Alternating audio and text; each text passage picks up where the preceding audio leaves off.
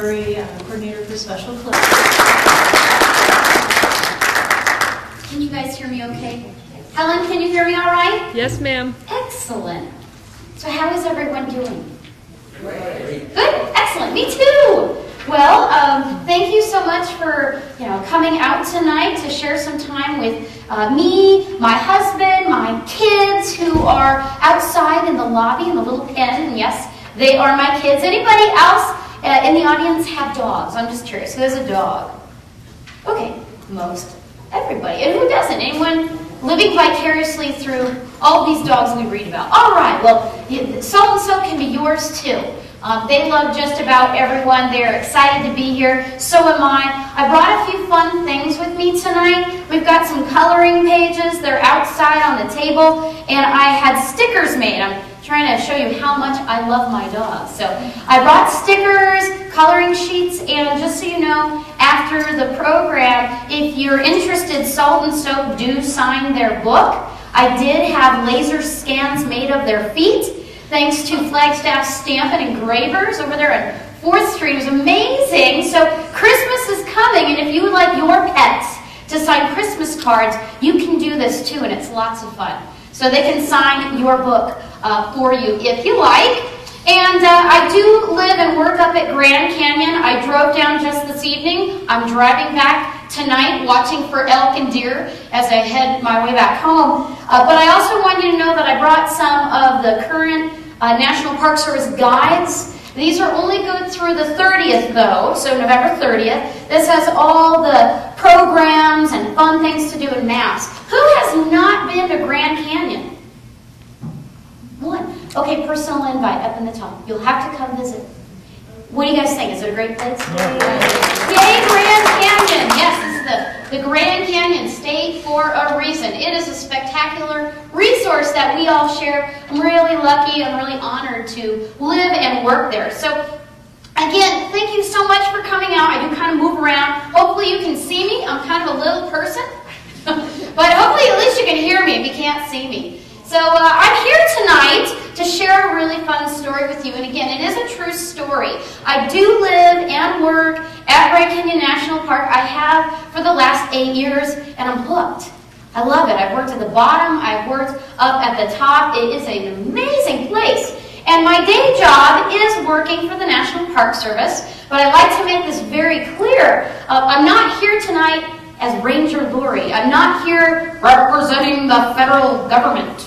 And by no means am I here under that pretense. I am just here tonight as Lori, the person who loves the Grand Canyon, as Lori, the person who loves her dogs, as Lori, the person who saw this amazing story unfold from 2003. So that's my role tonight.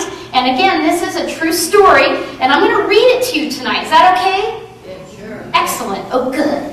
I want to read it to you so you can hear it from my perspective. And afterwards, you can go out, and if you didn't get a chance to get licked by Salt or Soap, they would love to, but you've already been warned they have bad breath. Okay? So they have bad breath, but it's worth it.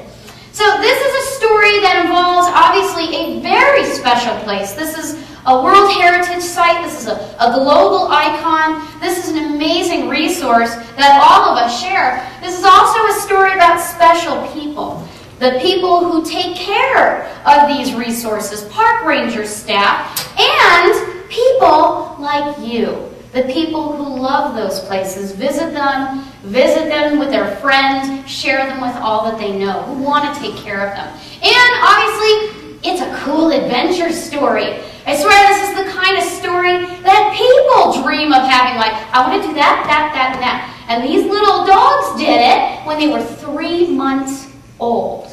So they were just babies. But Grand Canyon, I want to just kind of get you in the mood of Grand Canyon. Amazing resource. If you haven't been there in a little while, a couple days, a couple weeks or months, just remember its beauty. Spectacular place. Usually what draws people in, it is the scenery. This is part of our enabling legislature. When this became a national park in 1919, why is this so great? Well, it is a spectacular, beautiful, scenic place.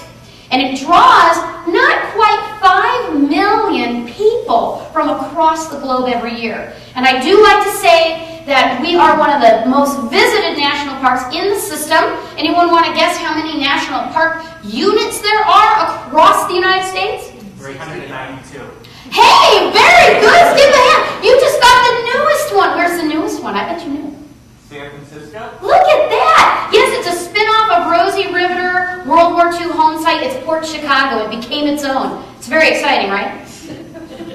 I can feel the excitement. Yes, so Grand Canyon, well, we're a global icon. Yes, Great Smokies gets about 8 million, but they're driving through on the major highway. So we get more than Yellowstone, Yosemite. It's a very visited national park. And there's a lot to see. The geology is spectacular. We have geologists in this room even.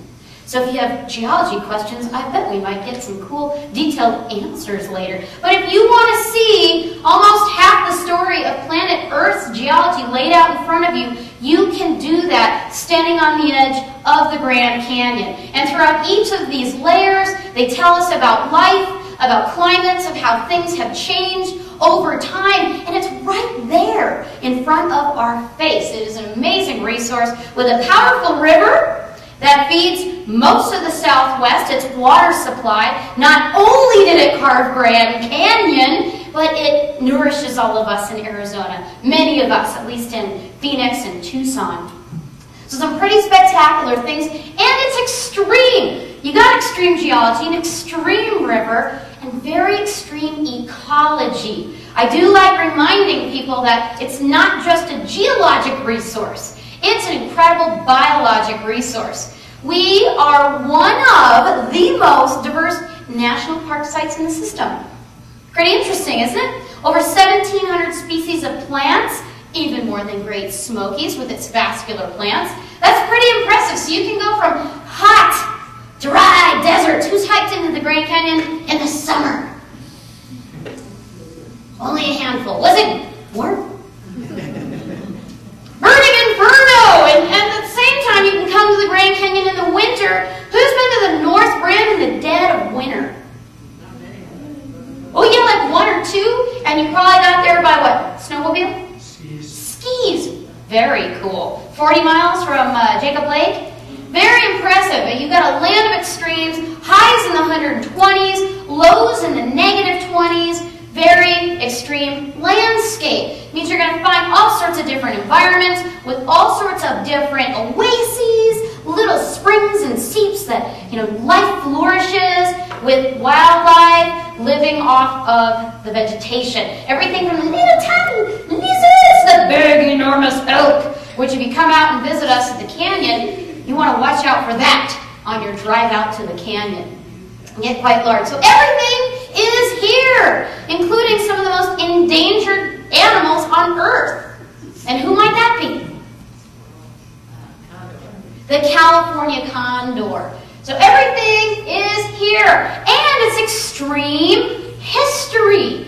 We have some evidence of people being in this landscape back to, over 13,000 years. It's an extreme place. I like reminding people of this.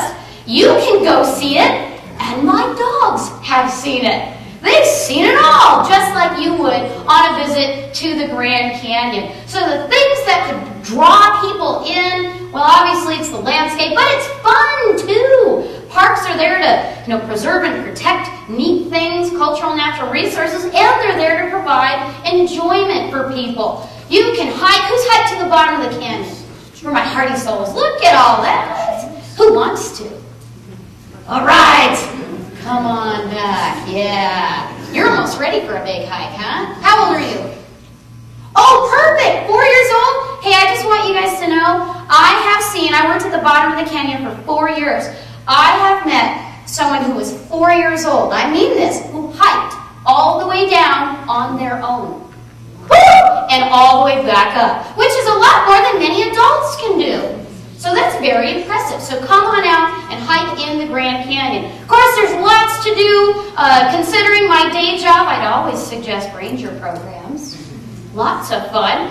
Learn about park resources from people who have great passion for it, who want and are eager to share it